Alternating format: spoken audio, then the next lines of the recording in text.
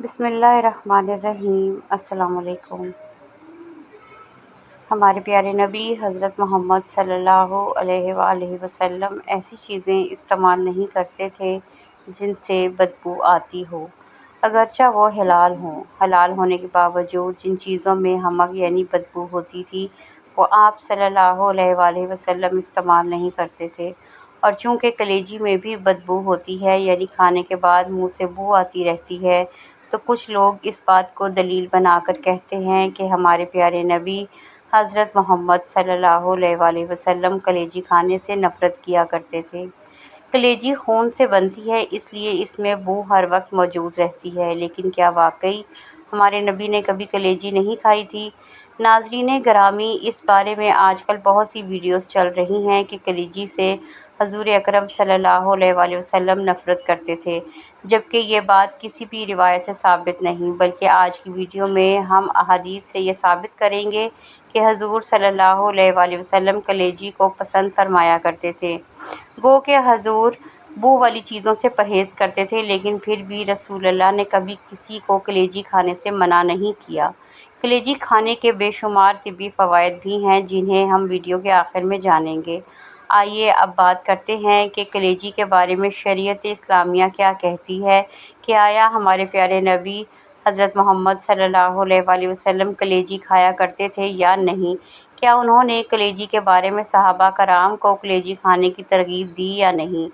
ہم آپ کو سرور کائنات حضرت محمد صلی اللہ علیہ وآلہ وسلم کے ارشادات کی روشنی میں کلیجی کے بارے میں بتاتے ہیں کہ جس چیز میں اتنے زیادہ فوائد ہوں، آیا کہ وہ حلال ہے یا نہیں؟ ابن ماجہ کی حدیث ہے کہ رسول اللہ صلی اللہ علیہ وآلہ وسلم نے فرمایا، تمہارے لیے دو مردار اور دو قسم کے خون حلال کیے گئے ہیں۔ دو مردار تو وہ مچھلی اور ٹڈی ہیں، جبکہ دو قسم کے خون کلیجی اور تلی ہے۔ ناظرین گرامی، مسلم کی حدیث نمبر 180 ہے کہ حضرت بلال نے ان اونٹوں میں سے جو کہ لٹیروں سے چھینے گئے تھے، ایک اونٹ کو ذبح کیا، اس کی کلیجی اور کوہان کو رسول اللہ صلی اللہ علیہ وآلہ وسلم کے لیے بھونا۔ اسی طرح امام بہقی روایت کرتے ہیں کہ حضرت بریدہ رضی اللہ تعالیٰ عنہ سے مروی ہے کہ نبی کریم صلی اللہ علیہ وآلہ وسلم عید الفطر کے دن اپنے گھر سے کچھ کھائے پیے بغیر نہیں نکلتے تھے اور عید الاضحیٰ کے دن نماز عید سے فارغ ہو کر آنے تک کچھ کھاتے پیتے نہ تھے، اور آپ قربانی کے جانور میں سے ابتدا کلیجی سے تناول فرمانے سے کرتے تھے۔ اس حدیث سے ثابت ہوتا ہے کہ قربانی کرنے کے بعد سب سے پہلے جانور کی کلیجی کھانا ہمارے پیارے نبی کی سنت ہے۔ اسی طرح صحیح مسلم کی حدیث نمبر 2056 ہے کہ حضرت عبد الرحمن فرماتے ہیں کہ ہم رسول اللہ کے ساتھ 130 آدمی تھے۔ رسول اللہ نے فرمایا کہ کیا کسی کے پاس کھانا ہے؟ ایک شخص کے پاس ایک سا اناج نکلا، یا تھوڑا کم یا زیادہ، پھر وہ سب گوندا گیا۔ پھر ایک مشرک آیا جس کے بال بکھرے ہوئے تھے، لمبا، اور بکریاں لے کر ہانکتا ہوا رسول اللہ کے پاس پہنچا تو آپ نے فرمایا کہ تو بکری بیچتا ہے یا ہدیہ دیتا ہے؟ اس نے کہا، ہدیہ نہیں دوں گا، بیچوں گا۔ تو رسول اللہ صلی اللہ علیہ وآلہ وسلم نے اس سے ایک بکری خریدی اور اس کا گوشت تیار کیا گیا۔ رسول اللہ نے کلیجی، گردے، دل وغیرہ کو بھوننے کا حکم دیا۔ حضرت عبد الرحمن کہتے ہیں کہ اللہ کی قسم، رسول اللہ نے 130 آدمیوں میں سے ہر شخص کو اس کی کلیجی وغیرہ کا ایک ایک ٹکڑا دیا۔ جو شخص موجود تھا اس کو دے دیا اور جو موجود نہیں تھا اس کے لیے رکھ لیا۔ پھر رسول اللہ نے کھانے کے لیے 2 بڑے پیالے بنائے اور 2 پیالوں میں سے ہم نے کھایا اور سیر ہو گئے۔ دونوں پیالے میں کھانا پھر بھی بچ گیا تو میں نے اس کو اونٹ پر لاد دیا۔ اللہ اکبر۔ ناظرین گرامی، حضور اکرم کا کلیجی کو پسند فرمانا بہت سی احادیث سے ثابت ہے، اور یہ بھی افضل اور سنت ہے کہ جب بھی آپ کوئی جانور قربان کریں تو سب سے پہلے اس کی کلیجی کو ہی کھائیں۔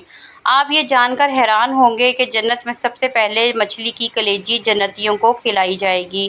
دوستو، ہم آپ سے گزارش کرتے ہیں کہ کلیجی کا استعمال ضرور کیا کریں، اس کا کھانا سنت ہے، اور میڈیکل کے لحاظ سے اس کا کھانا صحت کے لیے بہت زیادہ فائدہ مند ہے۔ کلیجی ایک ایسی ڈش ہے جسے کچھ لوگ تو بے حد پسند کرتے ہیں جبکہ کچھ لوگ دور بھاگتے ہیں، لیکن قدرت کی ہر چیز میں کوئی نہ کوئی فائدہ چھپا ہے۔ کلیجی کا بھی یہی حال ہے، یہ ہمارے لیے کسی غذائی خزانے سے کم نہیں۔ بہت سے لوگ ایسے بھی ہیں جو کلیجی کھانے سے منہ پھیرتے ہیں کیونکہ وہ دیر سے ہضم ہوتی ہے، اور اس کے بارے میں یہ بھی کہا جاتا ہے کہ اس کا استعمال جسم میں ٹاکسن کو جمع کرنے کا سبب بنتا ہے۔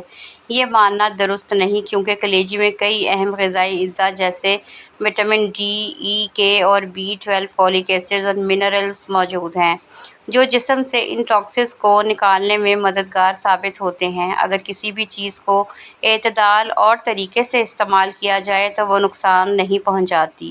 کلیجی خون کی کمی کو احسن طریقے سے پورا کرتی ہے۔ ہفتے میں ایک بار آپ کو اس کا استعمال کرنا چاہیے۔ دیگر گوشت کے مقابلے میں کلیجی غذائیت سے بھرپور ہے، اس میں کوئی نامیاتی زہر نہیں ہوتا۔